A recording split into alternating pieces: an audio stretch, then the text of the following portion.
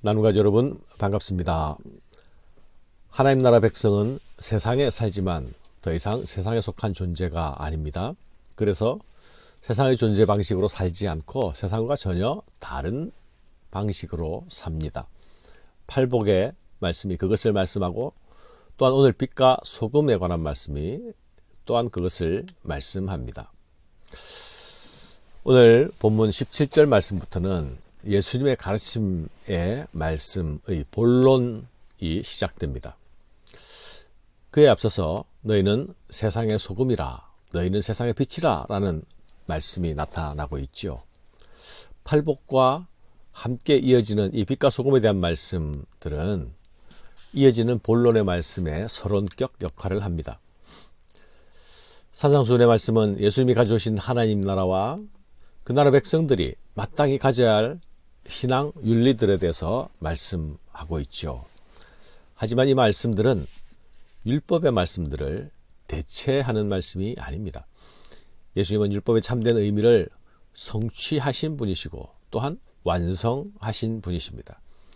이스라엘이 시내산에서 받은 율법은 모세를 통해 받은 것이라면 예수님께서 말씀하시는 이 산상수훈의 말씀은 그 율법을 주신 분께서 직접 가르치고 설명해 주시는 저자직강의 가르침이라 할 수 있습니다.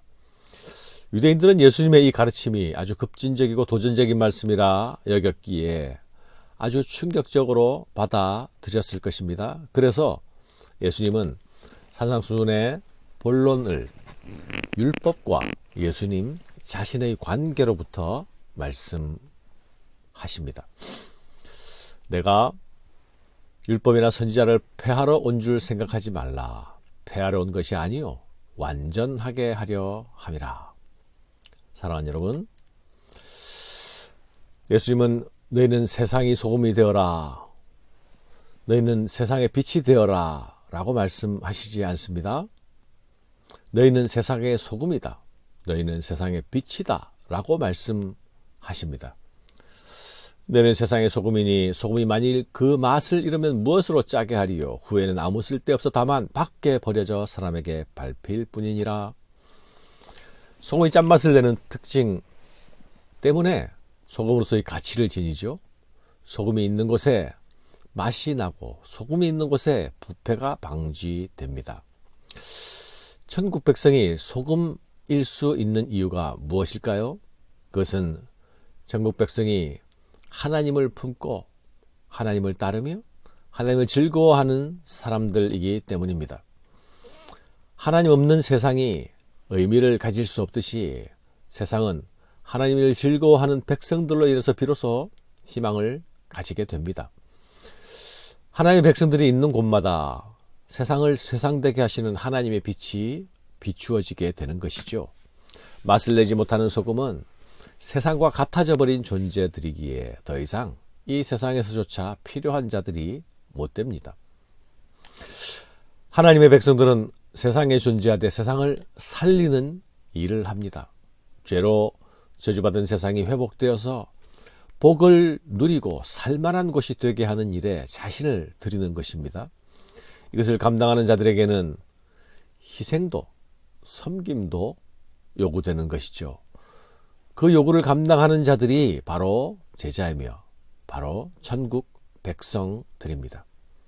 그러나 세상과 같아지면 세상을 살릴 수도 없고 세상을 섬길 수도 없어집니다. 맛을 잃은 소금의 모습은 어떠합니까? 쓸모가 없어 버려지고 사람들에게 밟히운다 말씀하십니다. 너는 세상의 빛이라 산위의 동네가 숨겨지지 못할 것이요. 소금이 맛을 잃으면 더 이상 소금이 아니듯 소금은 결코 스스로 맛을 감출 수 없습니다. 마찬가지로 빛은 어둠 속에서도 감추어지지 않고 빛을 발합니다. 소금이 있는 곳에는 맛을 내듯이 빛이 있는 곳에는 어둠이 사라집니다. 몰아냅니다.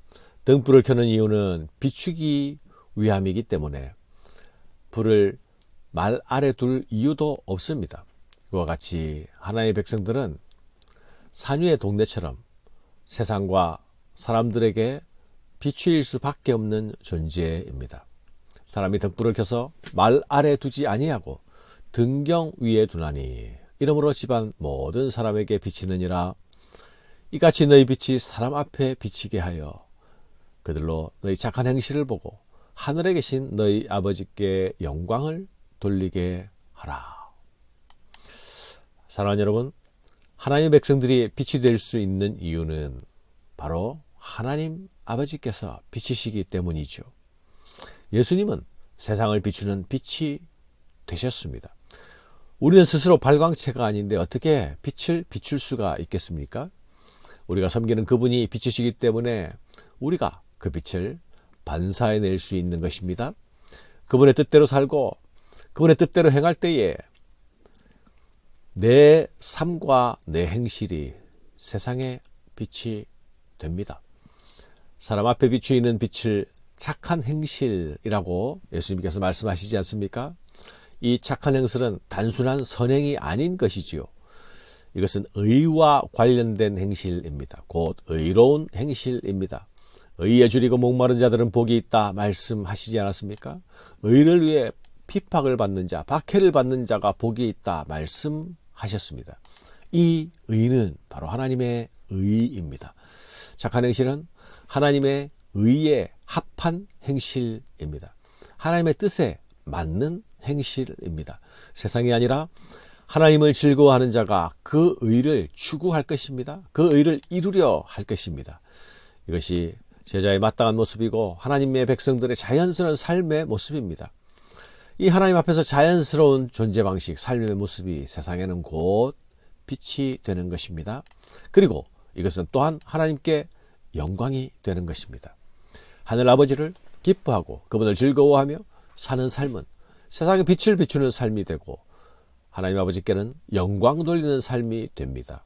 이것이 바로 하나님의 백성들의 존재 방식입니다. 사랑하는 여러분, 하나님의 백성들은 하나님의 말씀이라면 작은 것 하나라도 소홀함 없이 그 정신, 그 뜻을 따라 사는 자들입니다. 그것은 곧 제자의 삶이기도 하죠. 진실로 진실로 너희에게 이르노니 천지가 없어지기 전에는 율법의 1.1획도 결코 없어지지 아니하고 다 이루리라. 그러므로 누구든지 이 계명 중에 지극히 작은 것 하나라도 버리고 또 그같이 사람을 가르치는 자는 천국에서 지극히 작다 일컬음을 받을 것이요. 말씀하신 분은 우리 하나님 아버지이십니다. 그리고 이 모든 말씀들은 서로 연결되어 있습니다. 그리고 전체로서 하나를 이룹니다. 어느 것 하나 쓸모없는 것이 없습니다. 내가 내 필요나 내 이해를 따라 어느 하나를 작게 여기고 어느 하나를 외면한다면 말씀 전체를 어기는 것이 될 것입니다. 그렇게 하는 자들은 천국에서 작다 여김을 받게 될 것이라 말씀하지요. 그들이 작다고 여겨서 버린다면 그 율법의 말씀처럼 그들은 천국에서 그렇게 버려진 대접을 받을 것이라는 말씀입니다. 작은 대접을 받을 것이라는 말씀입니다. 우리는 말씀 위에 있는 사람들이 아니라 말씀 아래에 있는 사람들임을 기억해야 하겠습니다. 우리에게 주시는 말씀들을 아멘으로 받고 말씀대로 살아내는 자가 되어야 하겠습니다. 누구든지 이를 행하며 가르치는 자는 천국에서 크다 일컬음을 받으리라. 사랑하는 여러분, 그러나 서기관과 바리새인들은 달랐습니다. 그렇게 하지 않았죠. 내가 너희에게 이르노니 너희 의가 서기관과 바리새인보다 더 낫지 못하면 결코 천국에 들어가지 못하리라. 그들은 스스로 의롭다 여겼지만 말씀을 자의적으로 크고 작은 것들을 구분하여 취하고 또 버리곤 했습니다. 그러나 천국 백성들에게는 최소한 그들보다 더 나은 의가 요구됩니다. 서기관과 바리새인보다 더 나은 의를 요구하시는 것이죠. 천국 백성들은 자기 의가 아니라 그리스도의 의로 옷 입습니다. 그 의를 따라 말씀을 준수하고 말씀을 순종합니다. 이것이 또한 참된 제자의 모습이요 하늘 백성의 모습입니다. 감사합니다.